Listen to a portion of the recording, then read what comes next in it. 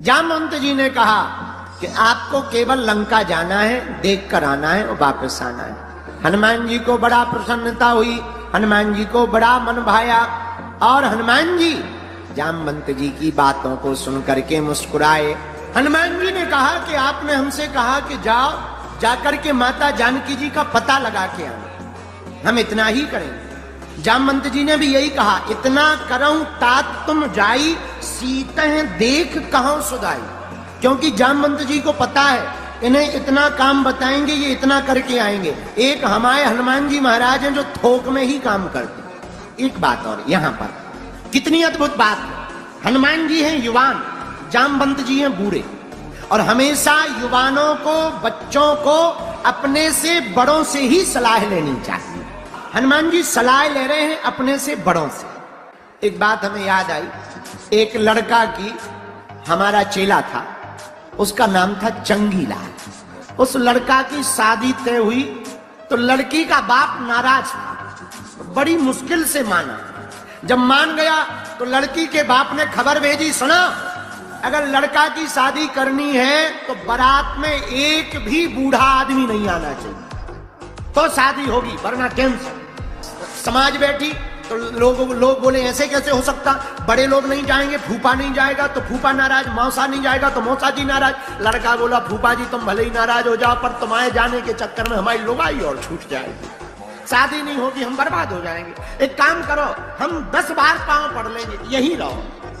पर जो लड़का था उसका फूफा बड़ा तेज था, वो बोला शादी हो या ना हो, बारात जाएगी तो हम भी जाएंगे।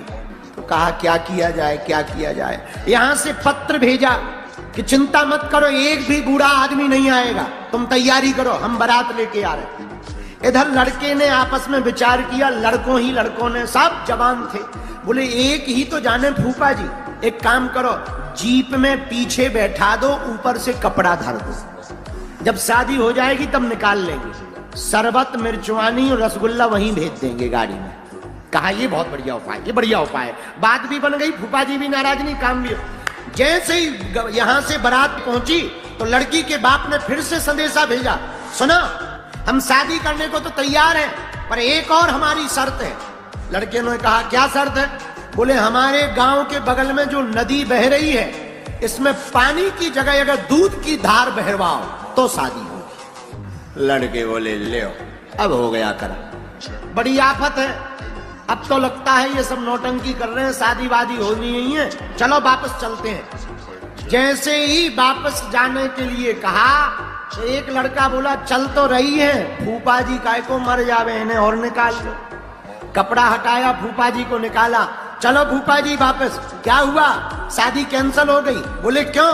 तो लड़के बोले लड़की के पिता ने कहा कि हमारे गांव में जो पानी की नदी बह रही, अगर वहां दूध की नदी बहवा दे तो ही शादी होगी, नहीं तो कैंसिल है। फूफा जी बोले छोटी छोटी बातों पे बारात वापस ले जाते हैं, ये छोटी बात है, रुको खबर भेजो।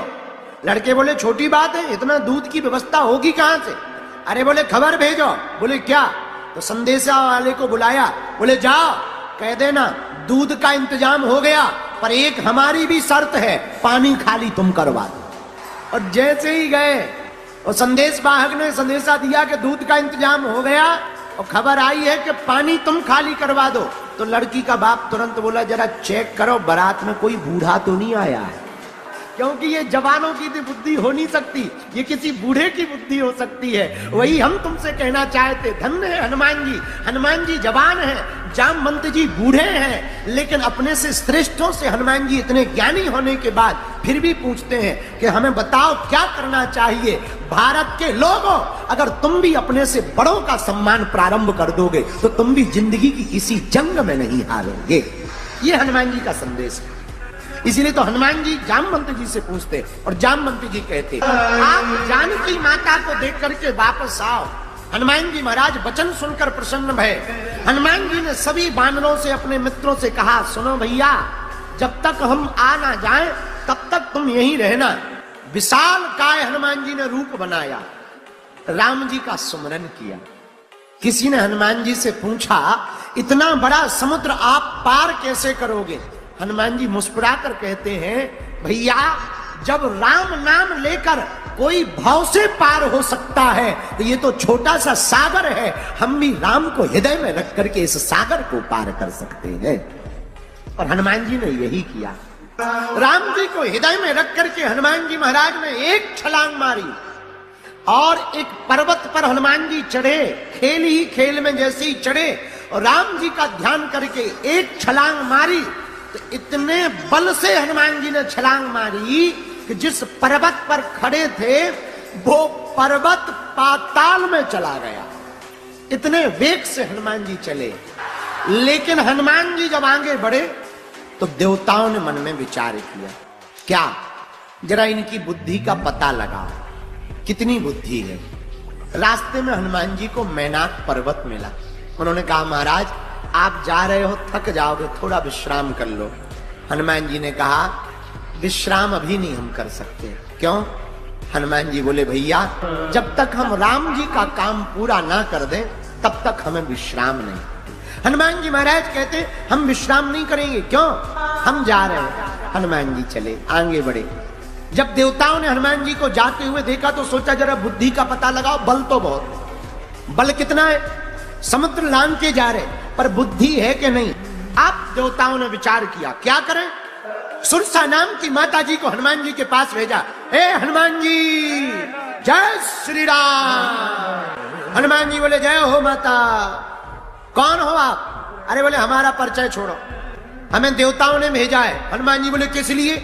माता सुरसा बोली, किस लिए? आज हमें देवताओं ने कहा कि जाओ, ये जो बानर उड़ता हुआ जा रहा है इसका भोजन कर लो। हनुमान जी बोले, क्या हम समोसा है जो ब्रेकफास्ट में खा जाओ? सुरसा नाम की माता जी बोली, हम कुछ नहीं सुनेंगे, भोजन हो हमारे, भोजन। अच्छा माता, हम एक प्रार्थना करें? हाँ बोलो। हमारी इतनी सी बात मान लो, तुम हमारा भोजन नहीं, ब्रेकफास्ट नहीं, डिनर कर लेना, डिनर। पर एक काम करो। क्या?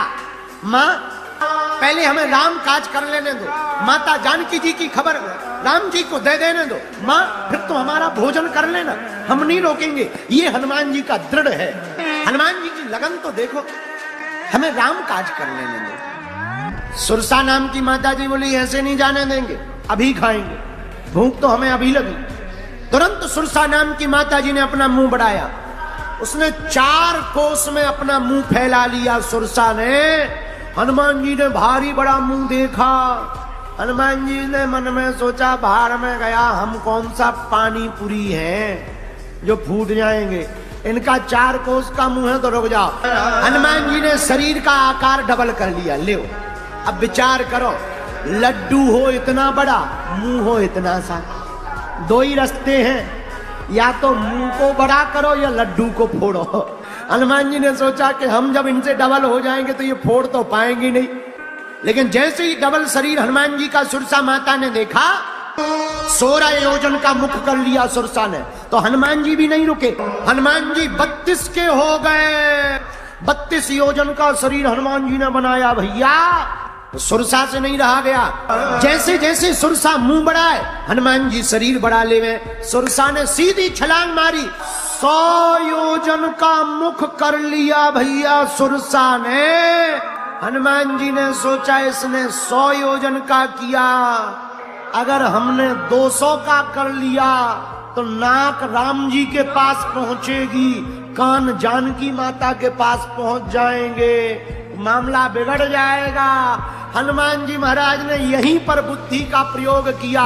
100 योजन के मुख को जैसे ही देखा, सोई एकदम छोटे से हनुमान जी बन गए। और जैसे ही छोटे से बने तो तुरंत सुरसा के मुंह में घुस गए, प्रवेश कर गए। चेक किया लीवर ठीक है कि नहीं, फेफड़ा सुरसा के ठीक कर रहे कि काम कर रहे कि नहीं कर रहे, लंग्स बढ़िया है कि नहीं है। एक एक हनुमान जी ने चेक किया। तो एक आदमी बोला, महाराज जब वो मुंह में गए थे तब सुरसा ने मुंह नहीं बंद किया, मुंह बंद कर लेती उसका काम हो जाता। हमने कहा, ठटरी के भरे, छोटा दरवाजा जल्दी बंद हो जाता है, बड़ा दरवाजा बंद करने में बड़ी देर लगती है। वैसे ही मुंह है, छोटा मुंह जल्दी बंद हो जाता है, बड़ा मुंह बंद करने में बड़ी देर लगी। तब तक तो हनुमान जी चेकिंग करके बाहर आ गए हैं। ये हनुमान जी ने बुद्धि का प्रयोग किया।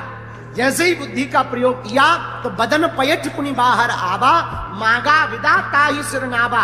माता हम तुम्हारे भीतर भी चले गए, तुम्हारा भी वचन पूरा हो गया, हम भी बच गए। और जैसे ही इतना कहा तब सुरसा माता उनकी बुद्धि देख करके प्रसन्न हुई, दोनों हाथ उठा करके आशीर्वाद दिया। ये हनुमान जी महाराज का विवेक। मेरे पागलों, मेरे श्रोताओं, जरा देखो कितनी अद्भुत बात है। हनुमान जी के पास बल है तो बुद्धि है। यह एक बात और जो हमें कहनी है, जिंदगी में जब सुरसा की तरह तुम्हारे सामने कोई बड़ा संकट खड़ा हो जाए ना, तब हनुमान जी से सीखना। जब सुरसा की तरह कोई बड़ा संकट खड़ा हो जाए तब हनुमान जी जैसा जीवन में प्रयोग करना। बड़े के सामने हनुमान जी छोटे बन गए। तूफान आता है, मकान उखाड़ता है, पेड़े उखाड़ता है, पर दूबा का, छोटी घास का वो बाल बांका नहीं कर पाता है। उसी प्रकार बड़े के सामने छोटे बन करके रह जाओ, तुम्हारा कोई बाल बांका नहीं कर पाएगा।